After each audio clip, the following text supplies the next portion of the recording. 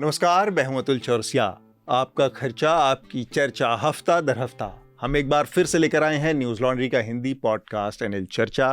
पिछले हफ्ते हम चुनाव के दौरे पर थे, इसलिए शार्दुल ने चर्चा को होस्ट किया था और उम्मीद है आपको चर्चा पसंद आई होगी। इस हफ्ते एक बार फिर से मैं वापसी कर रहा हूं और हमारे साथ बहुत शानदार एक पैनल है जो चर्चा में आपको बहुत सारी चीज़ों से अवगत करवाएगा, आपको बहुत सारी जानकारियाँ देगा। मैं उनका परिचय आप लोगों से करवा दूं। हमारे साथ जफ़र चौधरी जुड़ रहे हैं जम्मू से, सीनियर जर्नलिस्ट हैं, और इसके अलावा हमारे साथ भास्कर त्रिपाठी जुड़ रहे हैं। भास्कर रॉयटर के साथ जुड़े हुए हैं, क्लाइमेट से संबंधित, पर्यावरण और इकोसिस्टम और तमाम चीज़ें जो आजकल चल रही हैं क्लाइमेट चेंज से रिलेटेड, उस पर काम करते हैं। बहुत बहुत स्वागत है भास्कर आपका भी। साथ में स्मिता हैं हमारे साथ। स्मिता, चूँकि आपको पता है मिडिल ईस्ट में बहुत सारी गतिविधियां चल रही हैं, युद्ध की स्थितियां बन रही हैं, उस पर बातचीत करेंगी। और हमारे साथ एक और ख़ास मेहमान है, मेहमत ओज़तुर्क। आप इस समय हमसे अंकारा से जुड़े हैं, और वो ये जो पूरा का पूरा मध्य एशिया में चल रहा है इस समय, इज़राइल के साथ, हमास, लेबनान, ईरान, वो किस तरफ जा रहा है, उनसे हम समझेंगे। सीनियर जर्नलिस्ट हैं, अनादोलू एजेंसी है उसके एडिटर इन चीफ रहे हैं। बहुत बहुत स्वागत है सर आपका, वेलकम ऑन न्यूज़ लॉन्ड्री। शुक्रिया, बहुत शुक्रिया। हम इस बातचीत को आगे बढ़ाएं उससे पहले जो इस हफ्ते की बड़ी सुर्खियां हैं, जो बड़ी हेडलाइंस हैं, उसके बारे में शार्दुल आपको बताएंगे। मैं बस जल्दी से एक दो जानकारियां हैं साझा करना आपसे, वो कर दूं। श्रीनिवासन जैन सीनियर जर्नलिस्ट हैं, हमारे साथ जुड़े हुए हैं। आपने उनकी रिपोर्ट, ग्राउंड रिपोर्ट देखी जो उन्होंने इज़राइल से और फ़लस्तीन के गज़ा के तमाम इलाकों से भेजी है। अब अगला चरण जो है, वो अगला जो उनका काम है, वो अमेरिका के चुनावों से जुड़ा होगा। हमारा नया एनएल सेना प्रोजेक्ट इसी से जुड़ा हुआ है। श्रीनिवासन और उनकी टीम अमेरिकन चुनावों से जुड़ी खबरें अमेरिका से आप तक पहुंचाएगी। हमारे तमाम जो सब्सक्राइबर हैं, हमारे तमाम न्यूज़ लॉन्ड्री एनएल सेना के जो सपोर्टर हैं, उनसे हमारी अपील है कि हमारे इस एनएल सेना प्रोजेक्ट को जल्द से जल्द पूरा करें। बातचीत को आगे बढ़ाते हैं। हमारा जो पहला विषय है वो मध्य एशिया में जो चल रहा है, मिडिल ईस्ट में, उस पर बातचीत ख़ास तौर पर केंद्रित रहेगी। हसन नसरुल्लाह जो कि हिजबुल्लाह के चीफ थे, उनको इज़राइल ने एक टारगेटेड अटैक में मार गिराया। इसके बाद एक और सीनियर कमांडर को भी इज़राइल ने मार गिराया है। इसके बाद से वहाँ हालात काफ़ी तनावग्रस्त हो गए हैं। जवाब में ईरान ने इज़राइल के ऊपर अटैक किया है, जैसा शार्दुल ने बताया। करीब 200 के आसपास मिसाइल अटैक किए गए। लुबनान के और इस्राइल के बारे में असल में इसी खित्ते में सबसे बड़ा मुश्किल इस्राइल है। इसका वजह यह है कि शुरू में से पहले तो इधर इतना बड़ा मुश्किल नहीं था। जब ओटोमन एम्पायर था और उनकी एम्पायर होने की वजह से एक पॉलिसी था कि उसी वक्त तक हम लुबनान में या उनकी जो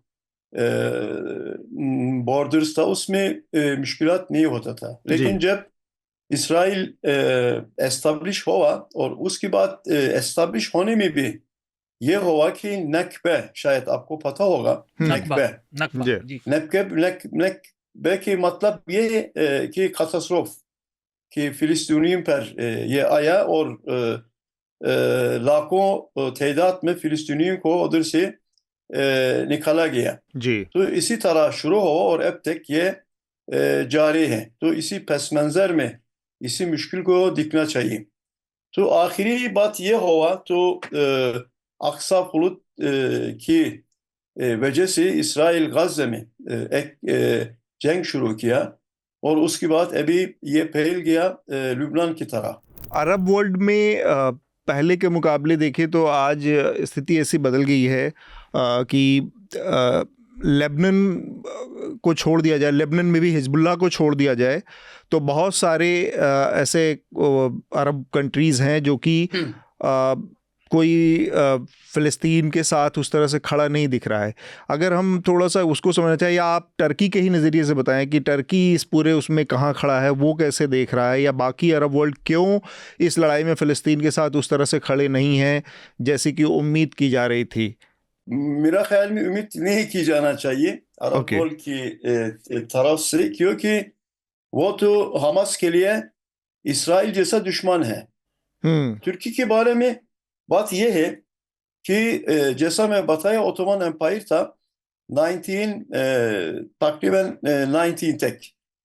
वो पहले जहानी जो जंग था उसमें ओस्मानी का शिकस्त हो गया और ये सारा मिडल ईस्ट सऊदी अरबिया समेत और इजिप्ट समेत जो सारा ब्रिटिश की ऑक्यूपेशन पर आया।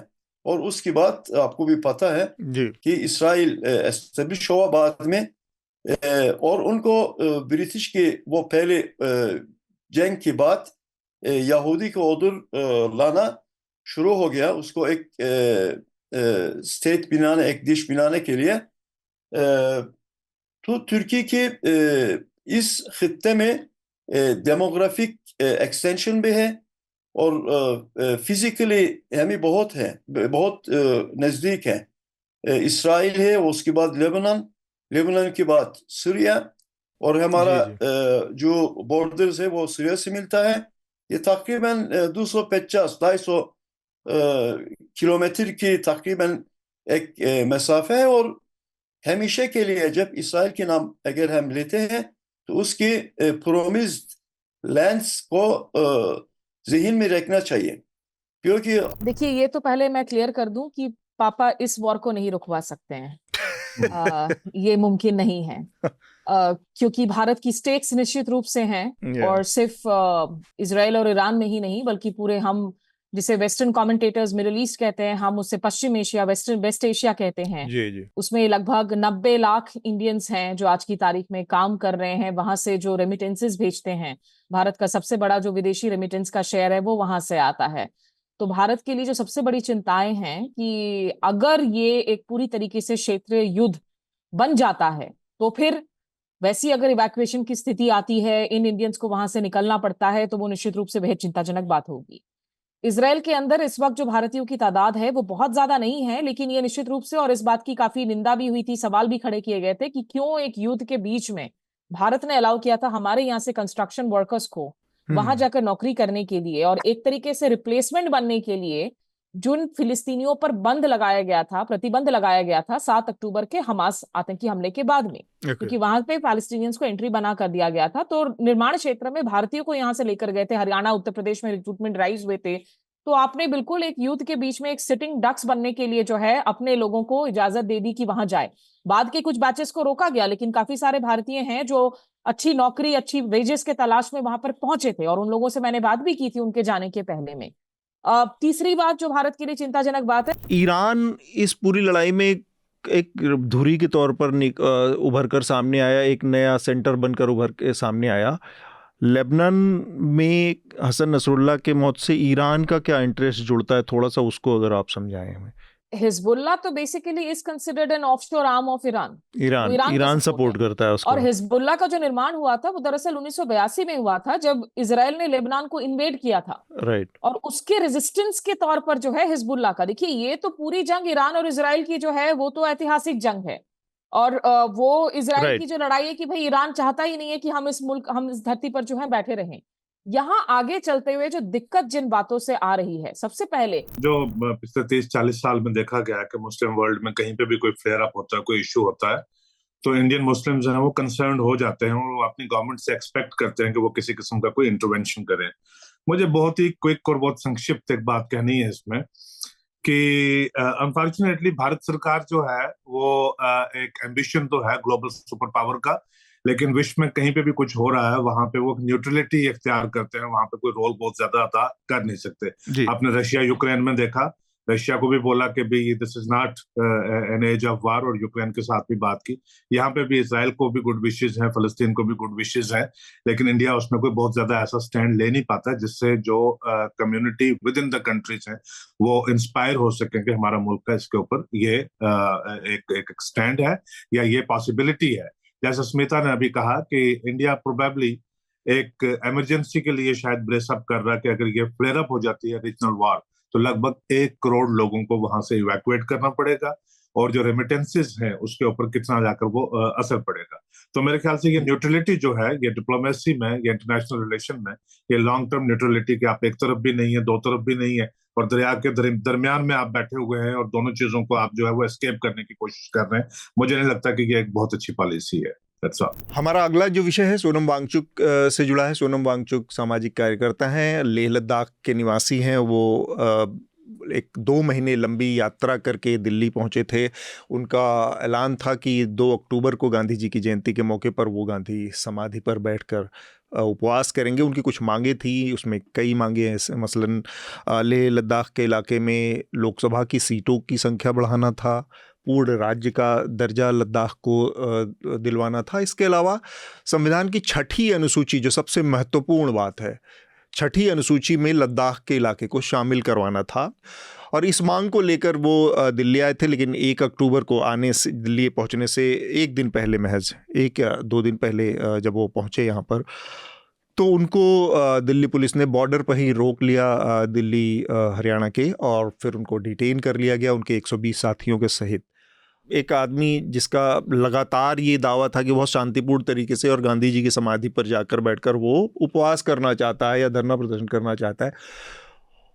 इस तरह के जो शांतिपूर्ण तरीके से मसले निपट सकते हैं, उन मसलों को भी गिरफ्तारी करके या अलाउ नहीं करने को लेकर, और ऐसे विदेशों में जाकर प्रधानमंत्री का हमेशा दावा रहता है कि वो गांधी के देश से हैं, बुद्ध के देश से हैं, और उस गांधी का जो सबसे बड़ा हथियार था उसका इस्तेमाल कोई कर रहा है, सत्याग्रह जैसी चीज़ का, तो उसको, उसकी आज़ादी नहीं है, उसकी छूट नहीं है। दिल्ली पुलिस लगभग बहुत ओपेक तरीके से, वो कुछ बताती भी नहीं, लोगों को जानकारी भी नहीं देती है, मीडिया को जानकारी नहीं दी जाती कि उनको कहाँ ले जाया गया, कहाँ रखा गया, गिरफ्तार किया गया है, डिटेन किया गया है, ये सारी चीज़ें की गई। ये जो सोनम वांगचुक का मुद्दा है, ये इसका एक राजनीतिक पहलू तो है ही, पर अगर हम सिर्फ जलवायु संकट के परिप्रेक्ष्य से देखें तो 2-3 मुद्दे बहुत इंपॉर्टेंट उन्होंने उठाए हैं। उनका ये पूरा मार्च, जो क्लाइमेट मार्च है, वो 2-3 बहुत बड़े मुद्दे उठा रहा है इस देश में।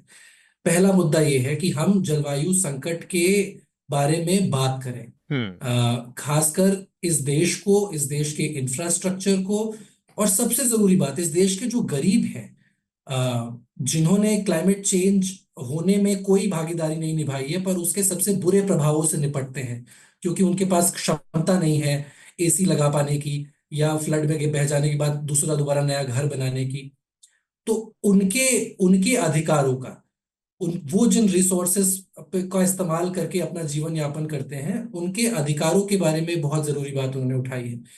कि जो 6th शेड्यूल की आपने बात की, हाँ, in conclusion, in summary, basically ये इंश्योर करता है कि जिस जमीन के बारे में अगर कोई निर्णय लिया जा रहा है, वहीं के लोग की आवाज जो है वो सबसे जरूरी मानी जाएगी। अगर आप उस जमीन का कोई भी उपयोग कल को करने जा रहे हैं, बिल्कुल किसी इंडस्ट्रियल इस्तेमाल के लिए या कोई सोलर पार्क बनाने के लिए, जैसे उसमें लद्दाख में प्रपोज्ड है, उसका भी ऑपोजिशन काफी बड़े जोर शोर से उन्होंने किया, क्योंकि वो एक, जो वहाँ का जो पास्चर लैंड है, जो वहाँ की माइग्रेटरी कम्युनिटीज के लिए, जो पलायन करने वाले समुदाय हैं, अब चरवाहा समुदाय हैं, उनके लिए बहुत जरूरी है वो जमीन। वहां पे एक सोलर प्लांट प्रपोज्ड है।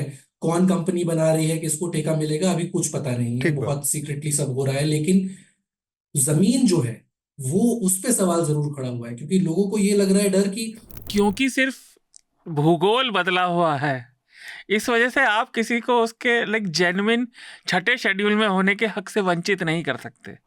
उसका एक कारण ये भी है कि जितना इलाका, और भारत जैसे विविधता भरे भूगोल वाले देश में, जैसे अपनी मिट्टी को, उस जगह की नेचर को लोकल लोग समझते हैं, जो वहाँ पारंपरिक रूप से लंबे समय से बसे हुए आ रहे हैं, उसको ऊपर से गया हुआ एक अधिकारी, चाहे वो उसने कितनी बढ़िया किताबें और ट्रेनिंग ली हो, वो नहीं समझ पाता। ठीक बात है ना। चाहे वो, ये बात उत्तर पूर्व के लिए सही है, ये बात दंडकारण्य के कबीलों के लिए भी सही है, ये बात लद्दाख के भी लागू होती है।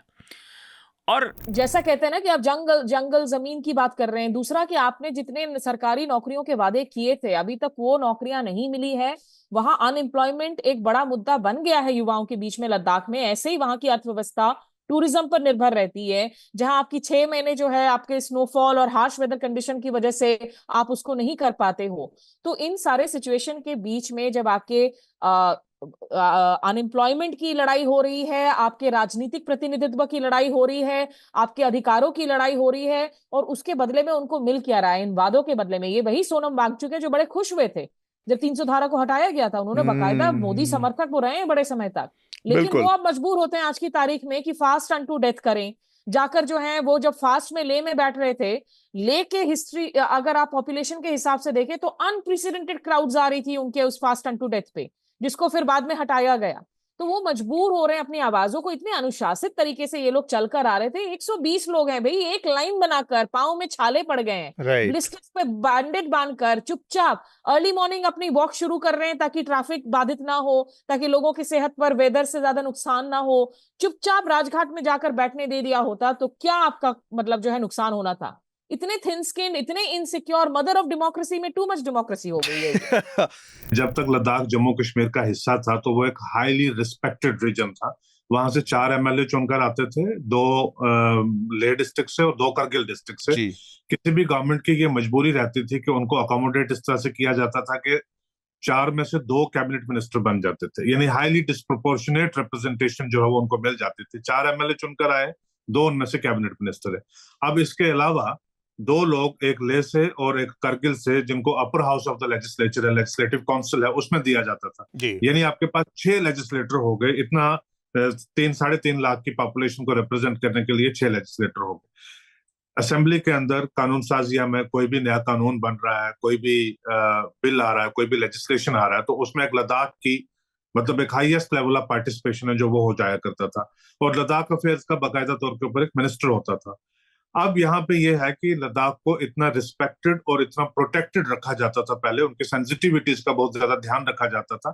इतने लेजिस्लेटर और मिनिस्टर्स होने के बावजूद भी जो ऑटोनॉमस हिल डेवलपमेंट काउंसिल है लेह में और करगिल में, उनकी एम्पावरमेंट इतनी थी कि उनके जो लोकल अथॉरिटी उनकी थी वो एक्सीड करती थी, कैबिनेट मिनिस्टर की पावर्स को भी वो एक्सीड करती थी।